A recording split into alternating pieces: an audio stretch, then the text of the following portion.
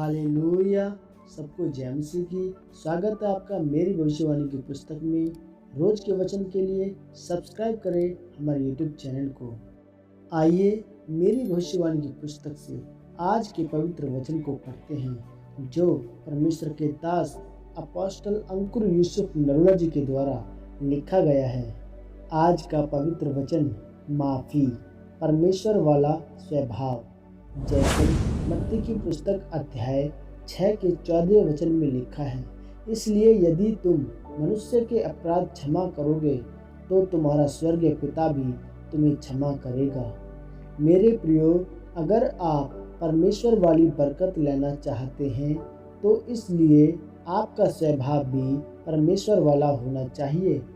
अगर आप अपने ऊपर घोषणाएं करते हैं कि मैं परमेश्वर का बेटा हूँ, मैं परमेश्वर की बेटी हूँ, उसके कौड़े खाने से मैं चंगा हो चुका हूँ, उसके गरीब घर में पैदा होने से मैं अमीर हो चुका हूँ, लेकिन अगर आपका स्वभाव परमेश्वर वाला नहीं है तो आप अपनी घोषणाओं के अनुसार परमेश्वर की आशीषों को अपने जीवन में नहीं ले सकते। जब यूसुफ पर मुसीबतें आईं और उसके भाइयों ने उसे बेच दिया तो वह परमेश्वर के वचनों पर खड़ा रहा और उसने सभी को माफ किया। इसलिए उसके जीवन में एक समय आया जब परमेश्वर ने उसको ऊंचा किया।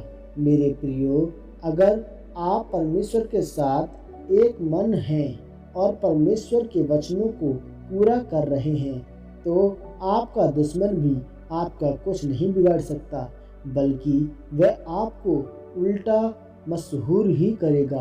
परमेश्वर ने यह भी कहा कि अगर तुम मेरे स्वभाव में हो तो शैतान तुम्हारा कुछ नहीं बिगाड़ सकता। मेरे प्रियो, अगर आप परमेश्वर के वचनों के अनुसार अपने जीवन में आशीषें लेना चाहते हैं तो आपको इसलिए भी तैयार रहना होगा कि आप अपने दुश्मनों को माफ कर सको। अगर आप अपने दुश्मनों को माफ नहीं कर सकते तो यह ईश्वरीय स्वभाव नहीं है।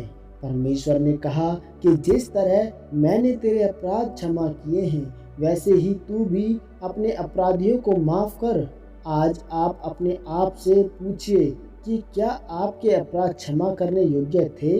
तो अगर परमेश्वर आपके उन अपराधों को माफ कर सकता है तो आपको भी अपने अपराधियों को माफ करना।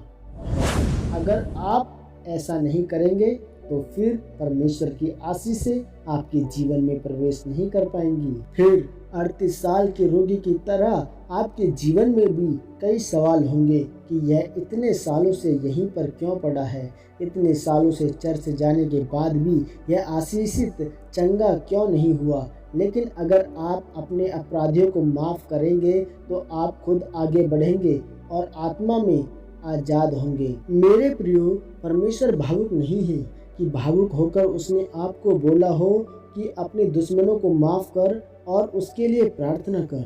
परमेश्वर भावुक नहीं बल्कि आत्मिक है। उसको पता है कि जहां आप नहीं पहुंच सकते वहां आपके दुश्मन आपको पहुंचा सकते हैं। इसलिए जहां पौलुस अपनी ताकत से नहीं पहुंच सकता था वहां पौलुस के दुश्मनों ने उसे धक्के मार मार कर लुस्त्रा नगर में पहुंचाया, जहां उसने सालों से बीमार एक व्यक्ति को चंगा किया और उस चंगाई को देखकर उस नगर के बहुत से लोगों ने परमेश्वर पर विश्वास किया और उद्धार पाया। अगर पौलुस के दुश्मनों के द्वारा जिसका विरोध न होता तो वह परमेश्वर के बड़े कामों को न कर पाता और बहुत सी रूहों को न बचा पाता। इसलिए मेरे प्रियो, अगर आप आज से ही अपने दुश्मनों को माफ करके परमेश्वर वाले स्वभाव में चलेंगे तो तैयार रहें, क्योंकि परमेश्वर आपको इस्तेमाल करके अपनी महिमा को लोगों पर प्रकट करेगा और यही आपके लिए परमेश्वर की योजना है। आमीन। यह अंगीकार आपके द्वारा किया जाए। सर्वशक्तिमान परमेश्वर, इस वचन के लिए मैं आपका धन्यवाद करता हूँ। परमेश्वर, मैं अंगीकार करता हूँ कि मैं हमेशा अपने दुश्मनों को माफ़ करते हुए आपके ईश्वरीय स्वभाव में चलूँगा और आपकी आशीषों को अपने जीवन में ग्रहण करते हुए आपकी मर्जी को अपने जीवन में पूरी करूँगा। प्रभु यीशु मसीह के नाम में आमीन, आमीन, आमीन। सबको जय मसीह की। God bless you. Do subscribe, do comment, do likes and do share. God bless you.